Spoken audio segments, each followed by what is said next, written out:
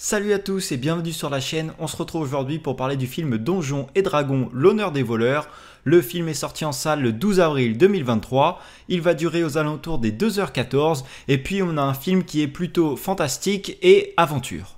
Le film est réalisé par John Francis Daley et par Jonathan Goldstein. Il faut savoir que ce film est l'adaptation d'un jeu de rôle sur table de style médiéval et fantastique qui a été créé dans les années 1970. Moi personnellement, du coup je me suis renseigné pour cette vidéo, mais j'aurais plutôt pensé à l'adaptation d'un jeu vidéo, mais pas du tout. Et les deux acteurs principaux sont joués par Chris Pine et par Michelle Rodriguez. J'ai vraiment beaucoup apprécié ce film, il y a un humour qui est placé tout au long du film et qui est vraiment très agréable, qui va jamais entraver le bon déroulement du film, c'est toujours un petit plus qui est rajouté et ça vient toujours au moment opportun. Tu as également de beaux paysages, franchement visuellement c'est très agréable, il y a un seul plan où tu vois que c'était fake, mais vraiment c'est un plan qui est vraiment minime.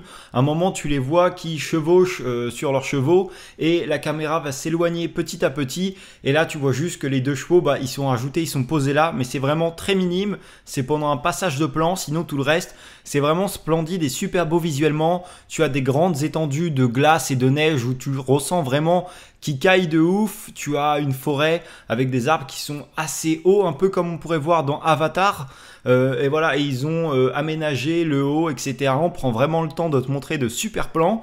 Tu as également une image qui est vraiment super visuellement, un espèce de volcan avec de la lave qui ressort, et ils ont fait en sorte que tu aies un super contraste. En tout cas, visuellement, j'ai trouvé ça super agréable. Au niveau du son, pareil, j'ai trouvé qu'il y avait une superbe immersion et ça dès le début, ça commence avec un espèce de traîneau qui est tiré par des chevaux et tu l'entends arriver au loin, t'entends les sabots des chevaux, t'entends le traîneau qui glisse et t'as vraiment un son qui est très immersif pendant tout le film. J'ai également bien aimé la façon dont on t'introduit l'histoire du film et la façon dont ça se termine.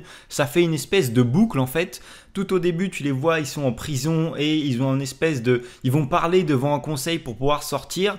Et on se sert de ça pour t'expliquer les bases du film, comment ils se sont retrouvés là et quel est leur but par la suite.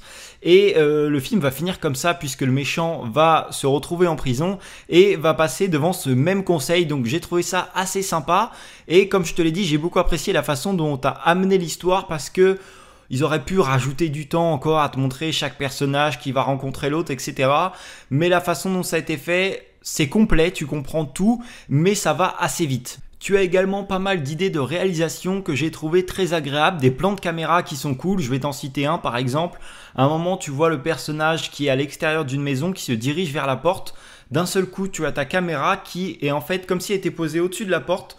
Donc tu vas le voir rentrer ou tu le vois à l'envers et plus il avance, plus la caméra se redresse. Et il y a plein de plans comme ça qui sont à droite, à gauche et qui sont assez ingénieux, j'ai envie de dire, et qui vont apporter quelque chose de différent. Tu vas pas avoir la caméra qui est toujours fixe et qui va les suivre. Donc c'était assez sympa. Tu as également aussi, juste avant cette scène-là, le mec va rentrer en courant et la caméra va le suivre, va bouger.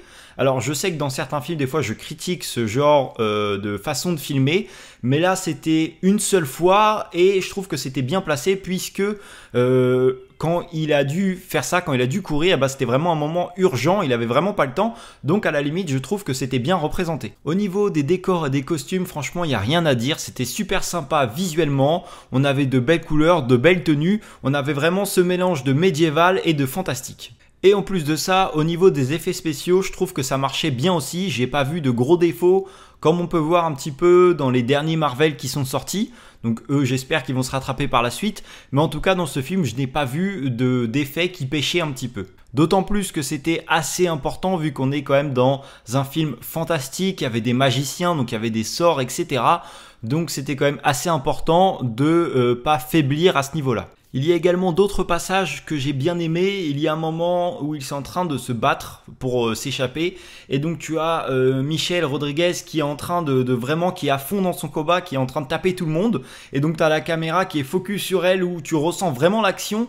Et d'un seul coup, ça change de plan, c'est sur Chris Pine et qui lui est en train d'essayer de couper ses liens. Mais tu as vraiment en fait un changement d'ambiance entre les deux et on te fait comme ça ce passage 2-3 fois. Et j'ai trouvé cette scène vraiment très amusante. Il y a également deux autres plans que j'ai trouvé très intéressants aussi. À un moment, ils vont retrouver un magicien qui va devoir s'enfuir pour X ou Y raison. Et il va faire un sort et tout le monde va se retrouver collé au plafond. Mais ils n'ont pas juste fait ça où tu as la caméra qui est en dessous et qui les filme et tu vois rien. La caméra a suivi comme si tu étais un personnage. Le plan était assez agréable, même s'il était assez dur de se repérer dans quel sens on était. Et il y a un autre plan, tu as une héroïne qui peut se transformer sous la forme de différents animaux. Et à un moment, justement, elle va être en mouche. Et il y a toute une course-poursuite qui est faite avec ça. Et j'ai trouvé ça assez amusant et assez bien réalisé. Il y a de bonnes idées de fête.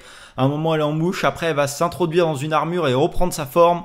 On va essayer de lui couper la tête et elle a redisparu. Voilà, il y a tout un enchaînement et c'est vraiment très agréable à voir. Pendant tout le film, tu as énormément de flashbacks qui sont utilisés pour venir appuyer l'histoire de base où des fois on est en train de te raconter quelque chose et ben on se sert d'un flashback pour te montrer ce qui s'est passé pardon.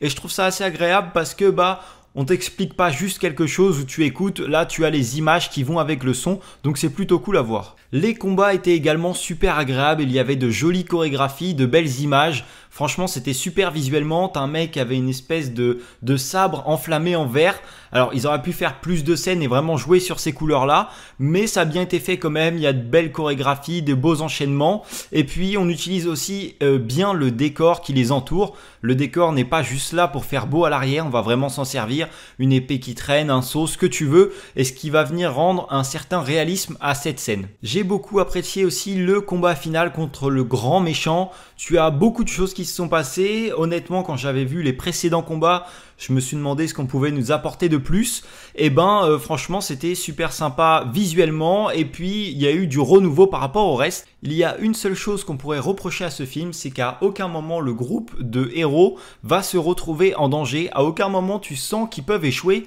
Alors, c'est pas un gros défaut parce que le film est vraiment super. En tout cas, moi j'ai passé un super moment. Mais voilà, c'est la petite chose sur laquelle on pourrait venir un petit peu critiquer le film. Bon voilà, c'est tout pour ce film Donjons et Dragons. N'hésite pas à me dire en commentaire ce que toi tu en as pensé. Si tu as aimé ou non, n'hésite pas à détailler le pourquoi du comment. N'hésite pas à liker la vidéo, à la partager et à t'abonner à la chaîne. Moi je te dis à la prochaine pour une nouvelle vidéo. Salut!